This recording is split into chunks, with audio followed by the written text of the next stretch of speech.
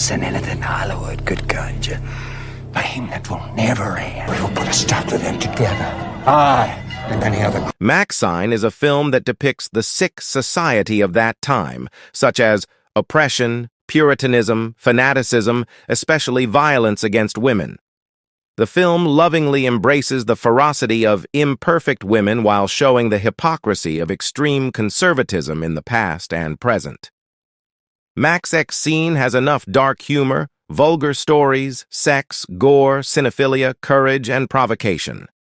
Combining elements of thriller with gore, a great recreation of Los Angeles in the 80s, and great performances, this film turns into something unusual. At least it can't be said that this film feels like a generic production. Nevertheless, this is one of the best horror films in years. This film is less scary and more interesting because the mystery is captivating in the first 2 acts. Each film has a unique style. Each can stand alone based on its own merits and narrative, but when watched together, this film definitely provides a better experience. Let's start the story. In 1985 Los Angeles, amidst the Night Stalker murders, Maxine Minx successfully auditions for the lead in a new horror film. It tells us you're quite a popular name in your age. 2, Mark. Ma'am. The Puritan 2, despite all of her previous film credits being in adult films. After sharing the news with her friend Leon and colleague Amber James, the latter invites Maxine to a party in the Hollywood Hills. I'm a show world. But loads of rich guys. You weren't a big enough name. Which she declines. Maxine goes to work at her second job, a live peep show, where a mysterious leather-clad figure watches with anger. She meets another adult entertainer, Tabby Martin, who also invites her to the party that Amber mentioned. But Maxine declines again. I like you. I wasn't trying to fuck you. I mean, not exactly terms of endearment, but in third. As she walks home, she takes a route through a back alley as someone begins to follow her. Girl in Hollywood.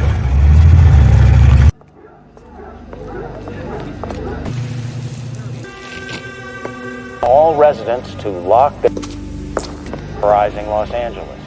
Police are advising.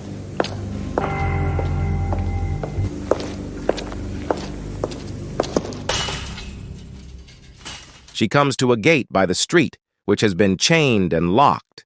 She turns around to go back, and a shadowy figure opens a switchblade. As he approaches, she pulls out a gun and points it at the man. She proceeds to tell him to strip naked and lay down on the ground face down. She tells him the last person that tried to kill her she crushed the head of, then proceeds to stomp on his scrotum, ripping out his testicles. Strip naked. I'm the last person who tried to kill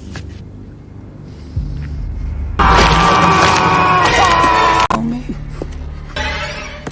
The figure leaves a police evidence VHS tape containing the pornographic film Maxine and her now-deceased friends had attempted to make 6 years prior.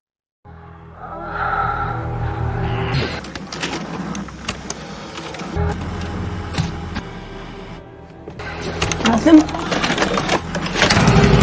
Shot.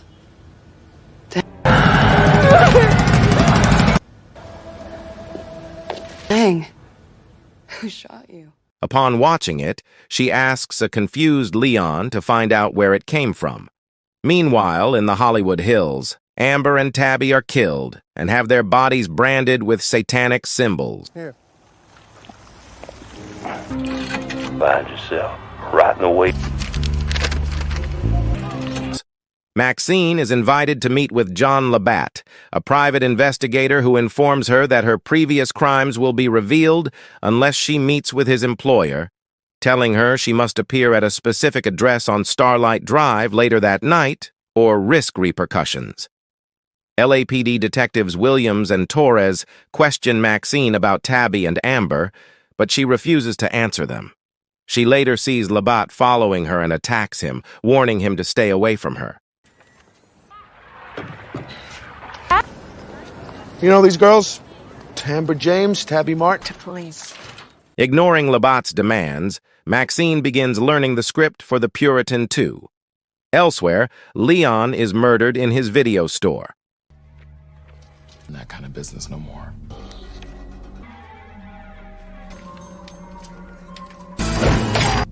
This is just a video store.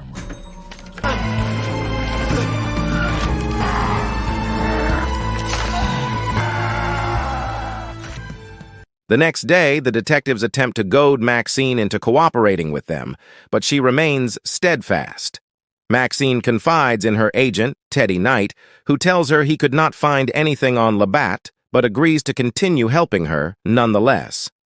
On the set of The Puritan 2, Maxine meets the star of the first film. Final scene. We have in life is our time. We've all got blood on our hands now. Sorry. She asks of you. Don't get on her bad side and don't overthink the act. Girls gotta look out for one another. Liz is a genius and a mentor. Just do whatever. Molly Bennett, who mentions a similar party in the Hollywood Hills. Soon after, Labatte, angered by Maxine attacking him the previous day, chases her across the Universal Studios lot with a gun before being caught and escorted away by security. Up there? You can't be.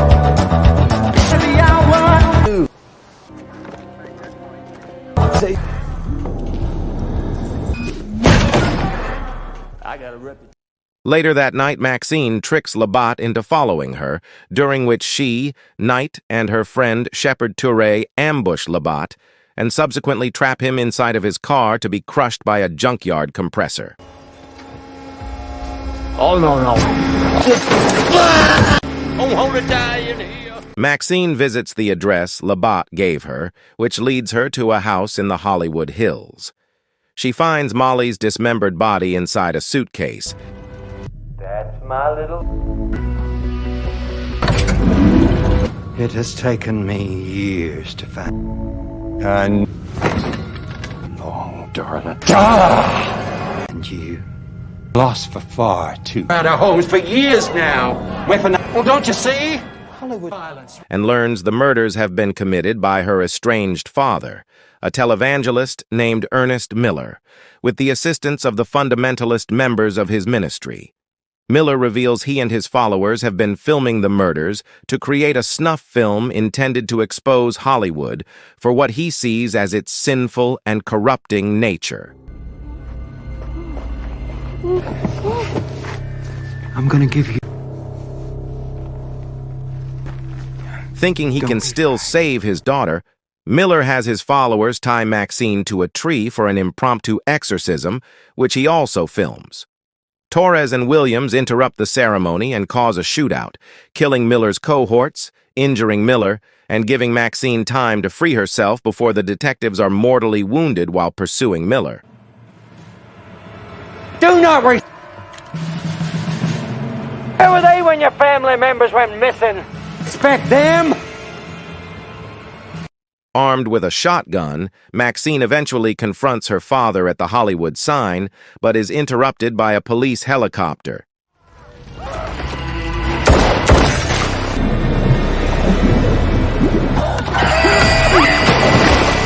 You're just like your daddy. Over, Maxine. This is your last chance. Maxine envisions herself as a celebrity credited for helping stop her father, attending the premiere of The Puritan 2, and revealing in an interview that the film's director, Elizabeth Bender, will be directing a biographical film about her. You want to tell the people. Elizabeth Bender directing. Is there anything?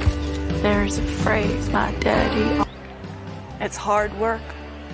Returning to reality, she shoots her father, telling him he gave her what she needed, divine intervention. A month later, Maxine continues her work on The Puritan 2, hoping her success will never end.